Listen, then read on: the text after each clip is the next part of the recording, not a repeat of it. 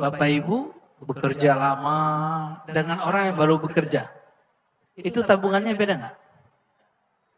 Ada orang yang baru bekerja, tapi dia bekerja di tempat yang lahan yang basah sekali. Lahan yang sangat banyak duitnya. Maka tabungan dia banyak. Jika dia berbagi, pasti dia mampu berbagi banyak. Itu secara materi. Jika ada orang dapat rezeki batin, nah rezeki itu dua. Ada rezeki zahir, ada rezeki batin. Dalilnya apa? Surat Al-Fatihah. Siratal ladzina an'amta alaihim. Jalan orang yang engkau beri nikmat, engkau beri rezeki. Siapa yang diberi rezeki? Orang yang hatinya lurus dapat hidayah. Maka mendapatkan hidayah itu bagian dari rezeki. Dapat ilmu bagian dari rezeki. Maka malam ini semoga Allah takdirkan kita dapat rezeki batin. Rezeki rohani. Ya, sudah dapat belum malam ini? Lagi dapat nggak? Alhamdulillah. Nah, ayat yang sama yang jelasin sufi dengan yang jelasin ahli fikih hasilnya beda. Hasilnya beda. Ahli fikih cuma ini ayat talak. Tapi Imam Nawawi memahami enggak. Yang Allah lapangkan rezekinya itu tidak hanya orang yang bekerja mencari rezeki zahir, tapi juga orang yang bekerja mencari rezeki batin.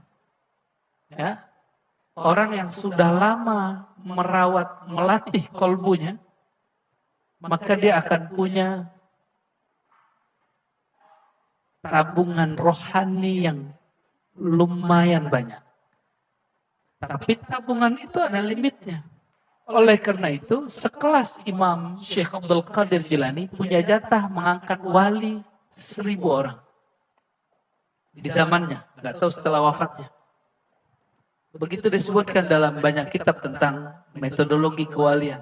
Jadi wali itu diangkat oleh wali sebelumnya atau diangkat oleh Rasulullah Sallallahu Alaihi Wasallam. Ya. Terus Ibnu Arabi juga begitu. Imam Syazili juga begitu. Jadi mereka punya kuota. Biar gampang, WiFi di rumah kita, dia punya limit nggak orang yang akan mengaksesnya? Paham? Maka satu server, dia punya limit untuk bisa mengcover berapa orang yang akan terhubung kepadanya.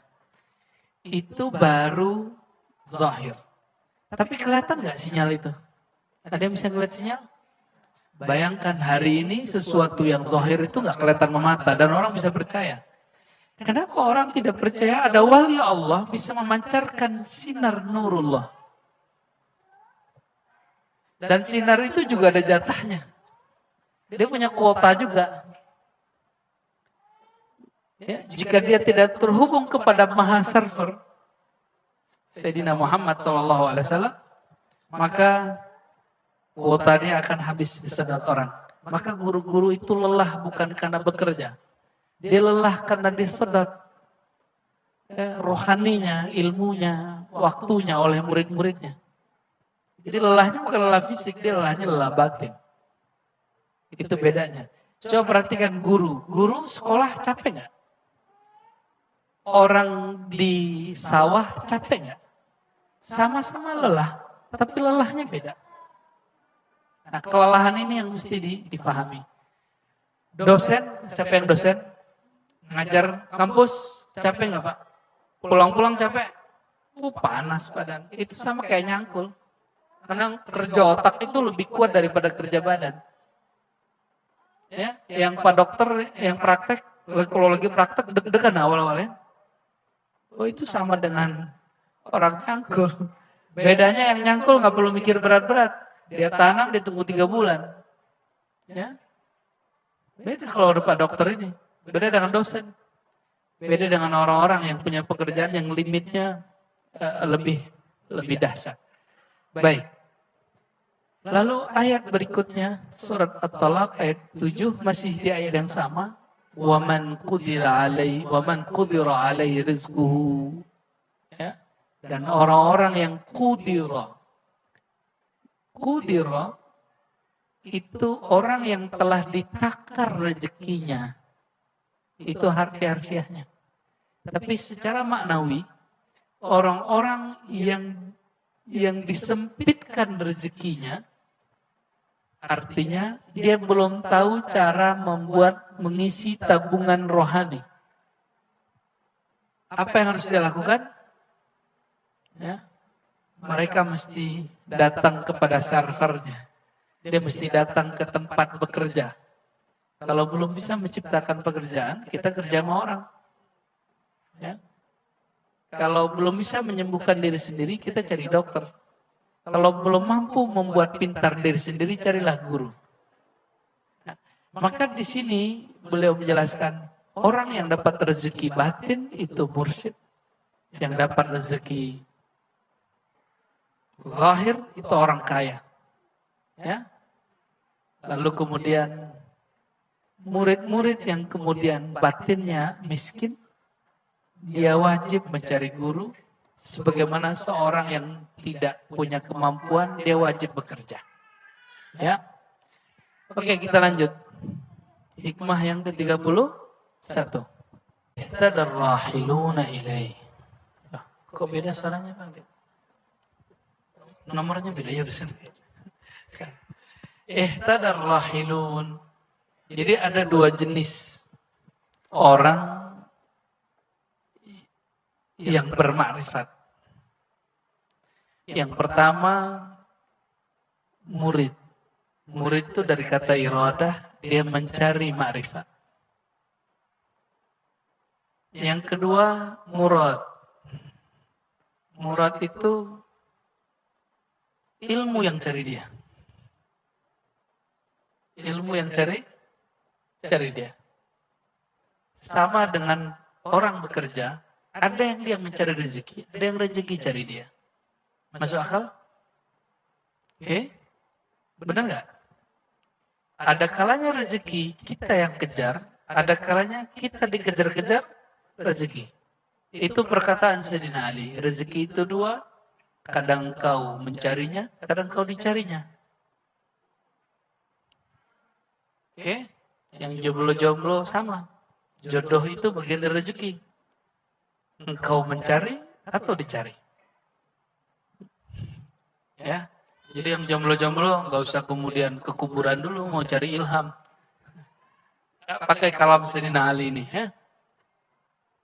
Allahumma sholli ala Sayyidina Muhammad.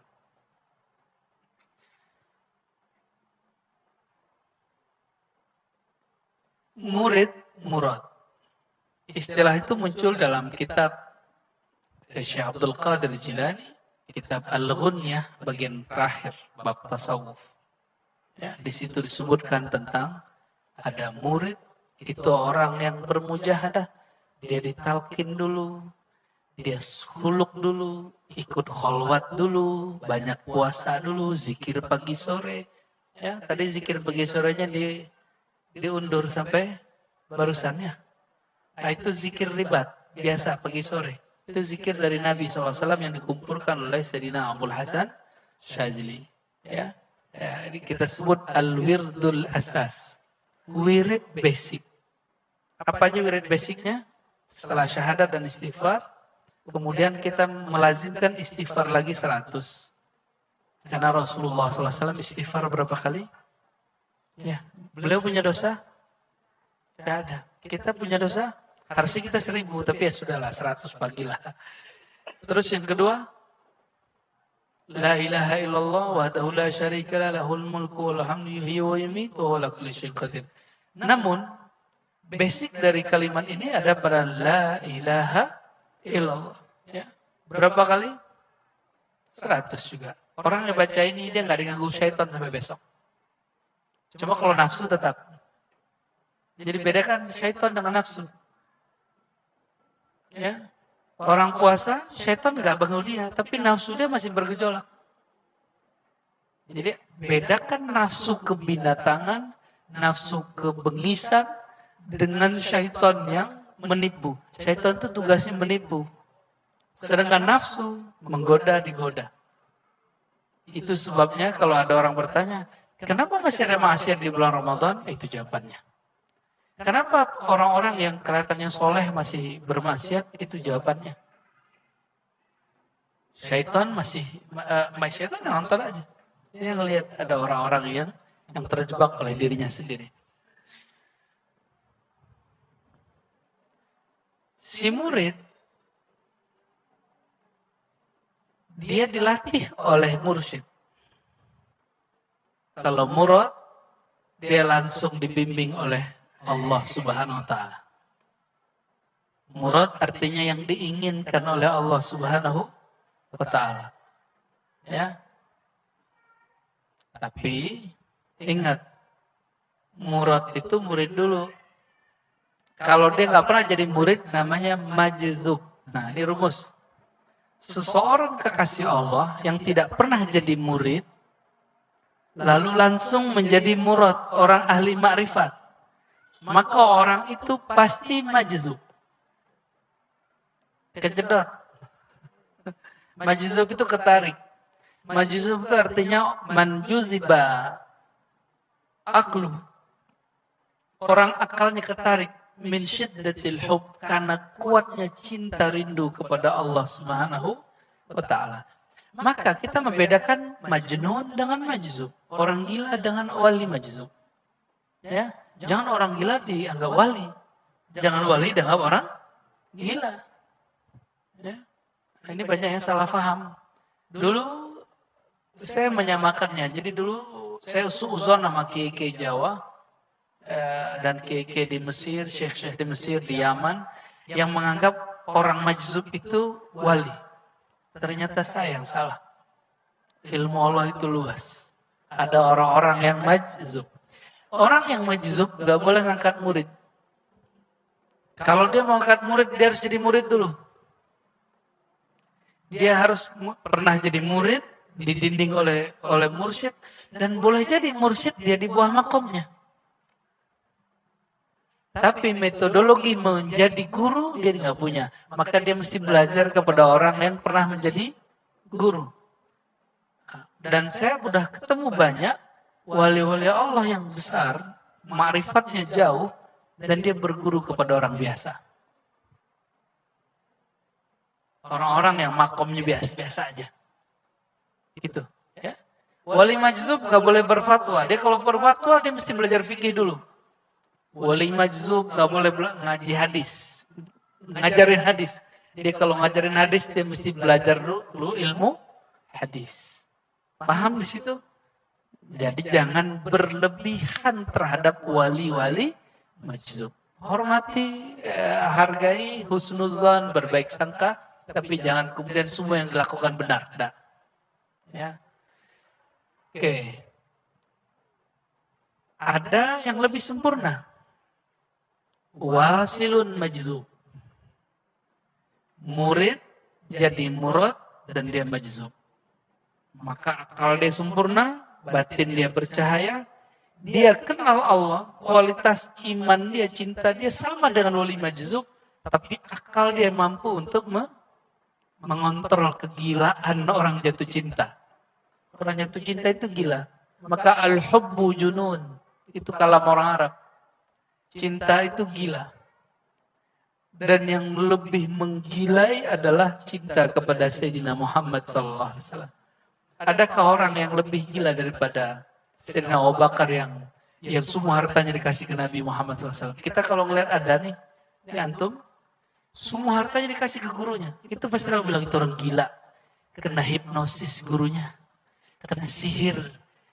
Kiainya, mursyidnya, pasti dikituin. Pasti gitu. Untungnya Sayyidina Abu Bakar tidak hidup di zaman orang seperti kita. Ya, maka beliau tidak disebut gila. Tapi kecintaannya itu jika hidup di zaman sekarang disebut gila. Ya, rahimallahu Sayyidina Abu Bakar radhiyallahu ta'ala anhu. Ya, semoga Allah meridhai beliau. Beliau telah mengajari cara orang cinta dan berkorban dalam cintanya. Ada sahabat yang nggak punya harta, paman daripada Anas bin Malik, namanya Anas bin Nadar. Tadi pagi kita bahas Riyadhus Shalihin. Dia korbankan jiwanya untuk Nabi Muhammad SAW. Ketika perang Uhud, tubuhnya lebih dari 80 tusukan. Sehingga wajahnya tidak dikenali kecuali oleh saudaranya sendiri. Saking hancur tubuhnya. Hanya untuk menjaga Nabi Muhammad SAW. Gila gak itu? Maka al-hubbu junun.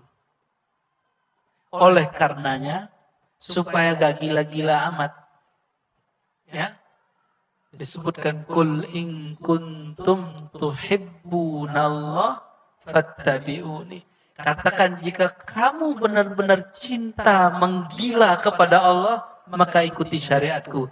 Syariat itu kontrol supaya kita nggak kebelinger, nggak kelewat. Ya. Jadi kalau sufi pasti bersyariat. Ya, yang nggak bersyariat itu orang zindik dan orang majzub dan malamatiyah. Mereka nggak menzohirkan nggak. Ya. Jadi jangan menuntut orang-orang ini kemudian bersyariat di depan kita. Dan mereka bukan ingkar syariat. Ingat. Kalau yang wali, kalau zindik ingkar syariat. Jadi beda wali Allah dengan wali zindik. Wali majzub, orang mabuk. Kalau orang mabuk minuman, sholat gak dia? Maka kalau mabuk minuman cinta, ma'rifat kepada Allah, ini juga gak sholat. Orang mabuk kok. Orang ini gak sholat. Yang satu lagi juga gak sholat. Bedanya apa? Satu kekasih Allah, satu zindik. Satu dia mengingkari syariat, yang cinta kepada Allah tidak pernah mengingkari syariat. Ini perhatikan. Ya. Jadi batalnya kewalian seseorang kalau dia mengatakan untuk apa sholat. Ya, aneh mah gak ada sholat 5 waktu. Tuhan dalam diriku. Udah salah kena deh sudah. Kalau ada orang mengingkari syariat satu huruf saja dari Quran, kafirun zindik, ya, murtad, sudah selesai. Dan tidak ada saya ketemu sufi, bahkan malamatiyah, beda ya. Ada wali sufi, ada wali malamatiyah, wali majzub. 3 wali ini tidak pernah ingkar kepada satu huruf Quran pun. Ini sejauh yang saya temui di perjalanan rohani. Ya. Kembali ke sini.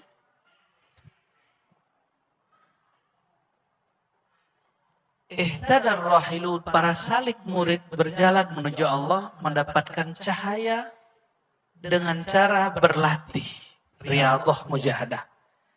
Ini sering kami sampaikan, saudara-saudariku. Satu kali para imam salafus saleh ini, seperti Abu Yazid, ya, beliau bicara hal yang sama, Junaid bicara hal yang sama. Ya. Apa kata mereka? Kalau murid melihat kita sekarang, pasti mereka jadi zindik dan fasik. Karena mereka mengira jadi wali Allah itu cukup duduk-duduk, nongkrong-nongkrong, ngopi-ngopi. Nongkrong di goa gitu ya. Ya. Murid-murid kan gitu. Apa kata beliau?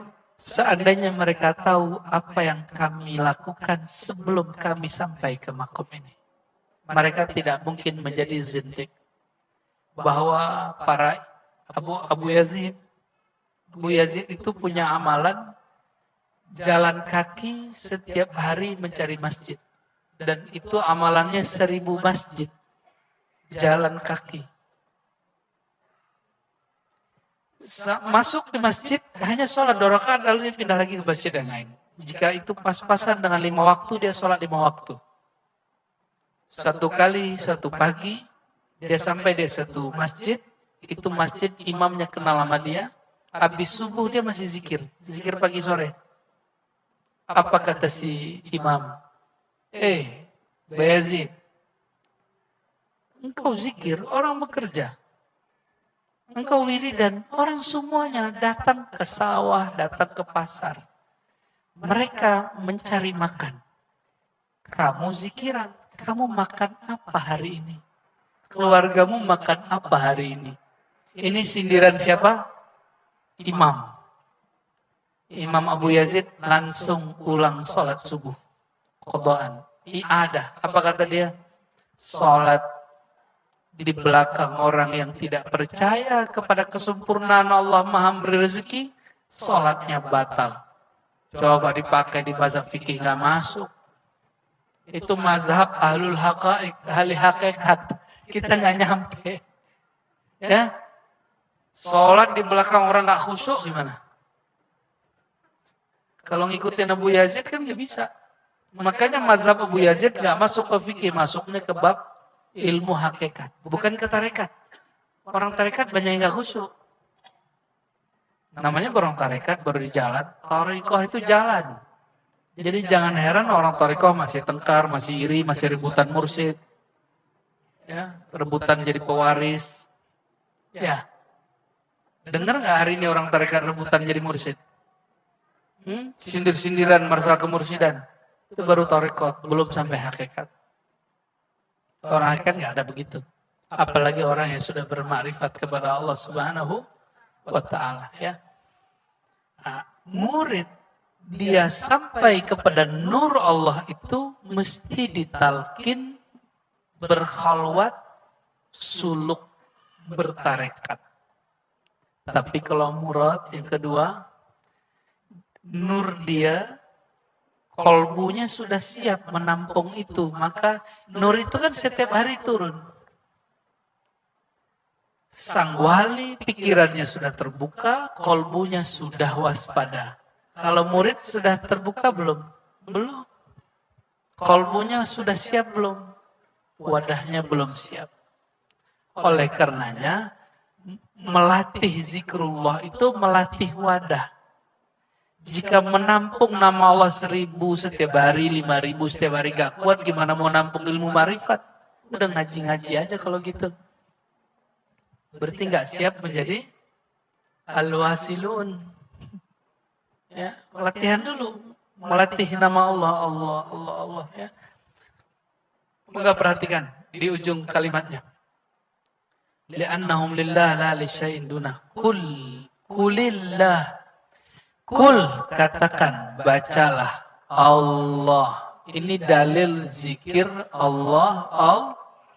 Nah, ini kritik Ibnu Athaillah kepada ulama muda di zamannya, namanya Ibnu Taimiyah. Ada dua Ibnu Athaillah, Ibnu Taimiyah. Ibnu Athaillah, salah satu zikir yang beliau ajarkan adalah zikir Allah, Allah, dan itu mesti ditalkin. Antum nggak boleh ngambil zikir Allah, Allah kalau nggak dipimpin orang yang sudah ditalkin. Nah, di Ribat sudah ada sistem talkin itu, bisa belajar kepada beberapa buya-buya yang sudah ngajar. Ya. Jangan minta ke saya lagi. Minta ke Buya Aldomi, Buya Asfi, Buya Yunal, tadi yang mimpin zikir. Mereka sudah punya formulasi talkin. Ya syukur-syukur kalau ketemu kita talkin. Ya, berarti rezeki. Ya. Tapi ketemu mereka sama, karena frekuensinya, sumbernya sama. Dari Allah Subhanahu wa Ta'ala. Kul Allah, bacalah Allah, summa dzarhum, lalu biarkan mereka di dalam kesibukan mereka bermain-main. Maksudnya apa tuh? Ini yang disebut mati sebelum mati. Tulikan telinga, pejam mata, lidah dikunci, sebut nama Allah. Itu tekniknya begitu. Coba aja di rumah sendiri, nggak ada efeknya. Ya, tapi dahsyatnya sosial media hari ini, dan itu cara Allah, ternyata getaran kolbu itu dapat direkam dalam alat-alat media hari ini. Jadi beberapa talkin-talkin kita yang sengaja tidak sengaja direkam orang, itu sampai hari ini masih menggetarkan kolbu orang tertentu. Alhamdulillah Rabbil Alamin. Semoga Allah ridho. Ya, amin ya Rabbal Alamin. Ya. Nah, jadi jika disimpulkan di sini, kita ini siapalah, jadi jangan GR menjadi murad. Katakan, jangankan murad, jadi murid pun kami belum pantas. Ya. Jangankan menjadi murad yang dikejar oleh nur, Jadi murid pun yang mengejar nur pun kami belum pantas. Ya. Zikir panjang dikit ngeluh. Ya, betul. Lama nih gitu ya. Jadi nur gak pantas untuk mengejar dia. Kenapa? Dia enggan menerima nur itu. Dan Allah mengatakan, ana inda dhanni abdi, aku berdasarkan persepsi hambaku. Jika hambaku enggan kepadaku, aku lebih enggan kepada. Auzubillah min dzalik. Lebih enak kalau sesama dosen. Nah, zikir nafas. Zikir nafas itu ada zikir nafas syariat, ada zikir nafas tarekat, ada zikir nafas hakikat, ada zikir nafas ma'rifat. Yang itu namanya zikir nafas tarekat. Masih pakai angka dan menyebut. Nafas, tahu nafas? Nafas, itu nafas? Ya. Coba kalau nggak nafas 1 jam, bisa hidup? Berarti nafas ini berkait dengan sifat hayat. Hayat berarti hidup, bukan hayat ini dayat namanya.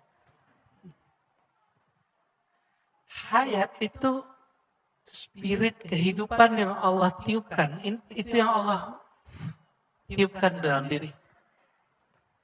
Jadi isinya ruh itu salah satunya adalah nafas. Maka penghubung ruh kita dengan ruh Sayyidina Muhammad SAW, ruh Sayyidina Muhammad dengan zat yang menghembuskan nafas itu adalah si nafas ini. Ya. Zikir tadi menghubungkan nafas zahir dengan nafas batin. Belum kepada Rasulullah, belum kepada Allah itu sendiri. Ya, itu mesti zikir basic. Ya. Kalau ini bagus, baru nanti ke depannya lebih bagus. Jadi fokus pada situ. Ya. Nah, nafas itu bukan ajaran Hindu, bukan ajaran Buddha, itu ajaran ulama-ulama wali Allah dan itu dianjurkan. Ya. Ini mohon maaf, ini saya walaupun bukan dokter, tapi saya pengamal zikir nafas. Ya. Di saat orang lemas, kita nggak lemas. Apa rahasianya? Zikir nafas. Zikir nafas itu memberikan nutrisi untuk zahirnya paru. Karena paru-paru itu harusnya dia diisi lebih banyak dari orang nafas biasa. Coba Bang Dik dari tadi kan enggak, dikit aja. Padahal kita bisa nafas lebih panjang. Kenapa orang ahli zikir yang mengerti nafas tidak perlu banyak tidur? Karena duduknya berzikir setara dengan tidur. Orang tidur, bisakah tidur tanpa rileks? Dia gelombang otaknya harus sampai kepada titik rileks baru dia tidur. Orang-orang yang berzikir, dia bisa tidur di dalam zikirnya. Inilah dia orangnya. Tapi cuma sekali seumur hidup dia nyobain begitu. Ya. Orang melihat dia bangun, tidur, tapi dia ngerasa saya nggak tidur. Itu zikir nafas, cuma saya nggak kasih nama ke Bang Dik sebelumnya. Ya, zikir aja, suruh zikir aja, dalamlah, patu-patu aja. Alhamdulillahirobbilalamin. Nah, zikir nafas itu dia ke paru, dia ke jantung, tapi yang paling penting kepada kalbu. Itu yang paling penting. Ya. Nah, makanya guru-guru kami dulu yang ahli zikir itu jarang yang asma, ya. Jarang yang asma. Rata-rata asma itu belum belajar zikir nafas dan belum latihan. Ya, yang asma-asma latihan zikir nafas, ambil talqin kepada guru tarekat yang ada di kampung, ya, di mana kita tinggal.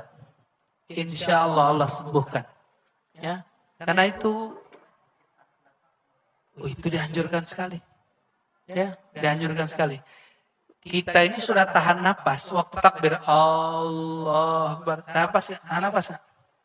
Ya, waktu sujud tahan napas, jangan napas lagi sujud. Itu ada debu-debu banyak.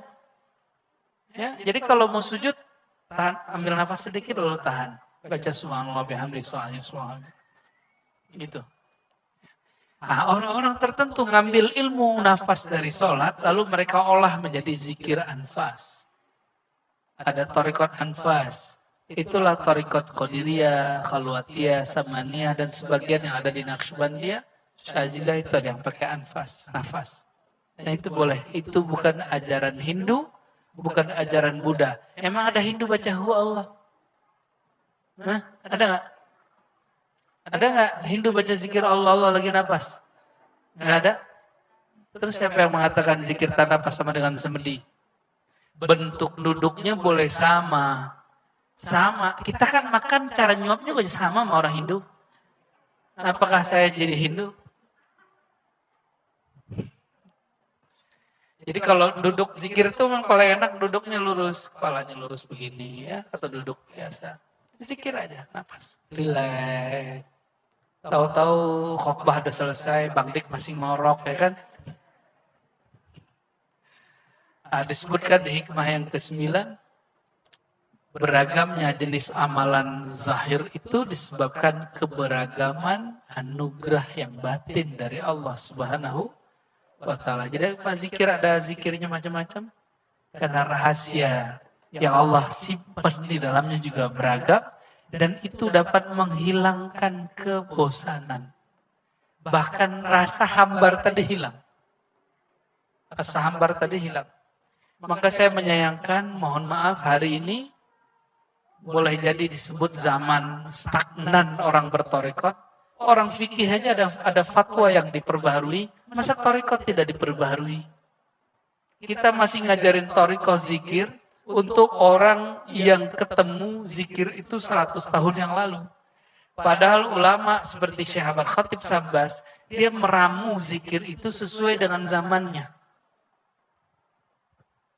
Ketika sekarang muncul zaman baru, kita harus sesuaikan. Jangan kemudian dibiarkan begitu aja, zaman kita sudah beda. Anak-anak hari ini, gak usah anak-anaknya. Bapak ibu ini kan pusing anak main handphone. Saya jawabnya sederhana. Kalau kamu kasih contoh depan anakmu, kita nyontohin megang handphone berjam-jam depan anak, terus kita mengeluhkan anak kita main handphone. Kan lucu. Ya? Sama dengan itu barangkali wallahu a'lam bishawab. Ya, jadi zikir anfas lanjutkan. Ya, jangan berhenti di zikir anfas, tutup dengan sholawat kalau enggak kebakar. Ya. Kasyaf itu sangat diinginkan oleh semua orang yang belajar zikir. Kasyaf artinya tersingkapnya sesuatu yang tertutup. Akhirnya orang penasaran dengan isi hati orang lain. Ya, penasaran dengan makom-makom, penasaran dengan nur, penasaran dengan rahasia-rahasia. Ternyata itu tidak lebih baik daripada orang yang penasaran dengan aib dia sendiri. Ya. Maka kalimat beliau, tasyawufuka, bukan tasawuf, tasyawufu, tasyawwafa ya tasyawwafu, tasyawufan. Pakai sya. Shin, (3), bukan yang shad. Ya. Kecenderunganmu untuk mengetahui aib yang tersembunyi dalam dirimu, itu lebih baik daripada kecenderunganmu untuk mengakses, mengetahui alam gaib. Ya. Kita bisa membaca isi alam kubur, tapi nggak bisa membaca kesombongan yang terkubur di kolbu itu. Berbahaya. Oleh karenanya, salah satu manhaj sistem zikir kita di Ribat, setelah syahadat kita wajib beristighfar. Ya. Dan istighfar, kalau mohon maaf, motivator dan ustadz-ustadz di luar mengajarkan doa itu spesifik. Kalau kami tidak. Kalau kami istighfarnya spesifik. Ya. Maka orang-orang ikut talqin dengan kita ajak menyebutkan dosanya spesifik. Dosa mata, dosa telinga, nanti akan datanya keluar sendiri ketika disebut. Dan orang yang menyebut itu dia langsung 1, 2, 3, 1, 2, 3. Jadi di manhaj kami, Semoga semuanya ikut mengikuti. Tidak usah menspesifikkan doa. Spesifikkan dulu dosamu di hadapan Allah Subhanahu wa ta'ala. Ya. Setiap hari. Pagi, sore. Bayangkan sekian tahun kita tidak istighfar pagi, sore. Sudah berapa noda yang numpuk. Padahal malaikat Munkar Nakir, bukan Munkar Nakir yang lebih pas, Raqib Atid, beliau berdua itu ketika ada orang bermaksiat, mereka main lirik-lirikan, bro tunggu. Yang tulis dulu.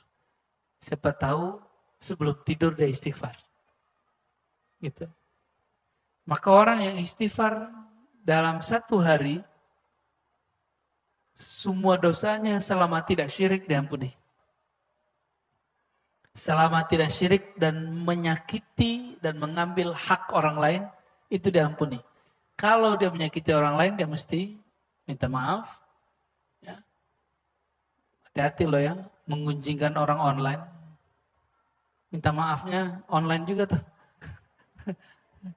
Ya, saya mohon maaf kepada fulan yang saya sudah omongin secara online di Facebook tuh, hati-hati tuh ya, di Instagram tuh. Kan sering kan nyentil-nyentil orang di sosial media. Ya, itu wajib tuh, tobatnya wajib. Karena sudah membicarakan air orang terbuka di alam terbuka. Ya. Oleh karenanya, orang kalau nanya, saya waktu zikir Allah, la ilallah kok kurang berasa ya? Tapi waktu istighfar berasa, itu jatahmu. Berarti kamu baru muznibin, belum zakirin. Jangan maksain diri. Karena awal daripada makom itu makom taubat. Makom taubat bagi muzdibin pendosa. Kita ini semua pendosa? Pendosa. Kenapa zikir nggak nikmat? Karena kita belum makom zakirin. Orang yang berzikir. Jadi semua orang yang melalui makom-makom menjadi kekasih Allah, mesti masuk lewat satu pintu namanya pintu taubat. Maka at-taubatu wajibatun. Taubat itu wajib bukan sunat. Jumlahnya sunnah. Tapi keberadaan istighfar taubat itu wajib. Orang yang tidak bertobat sehari semalam pendosa. Dan Allah benci kepada dia. Jadi wajib istighfar setiap hari. Wajib tobat setiap hari. Wajib. Ya.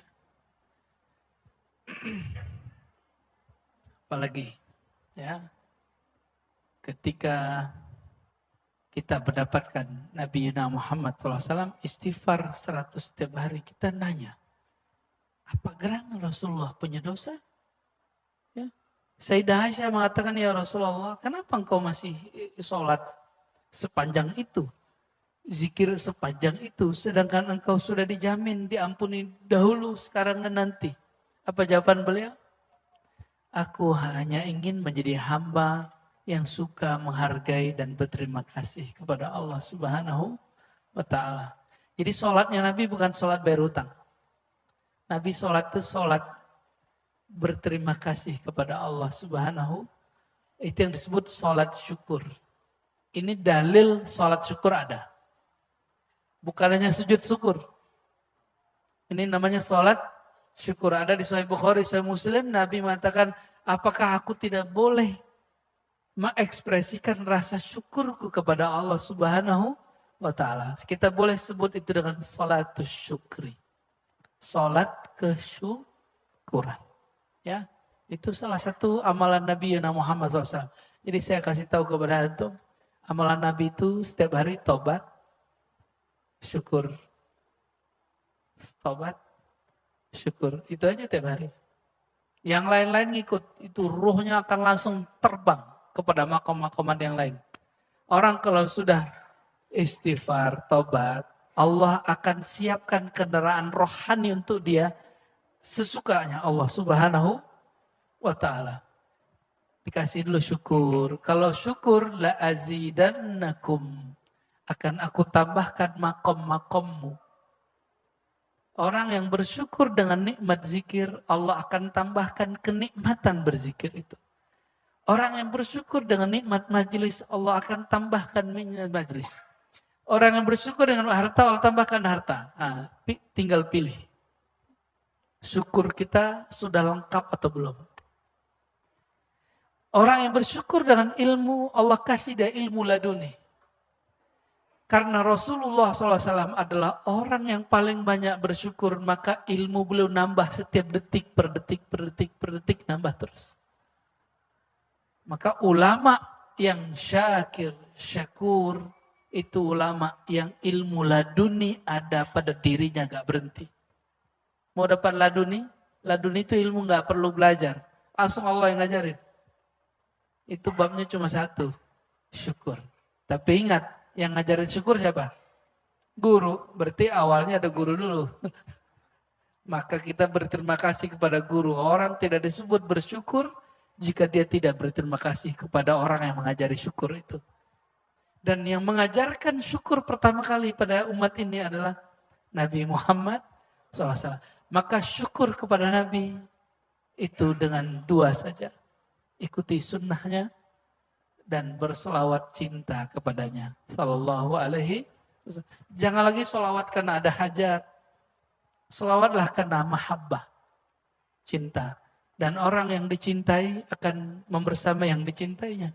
Ya, sallallahu alaihi wasallam.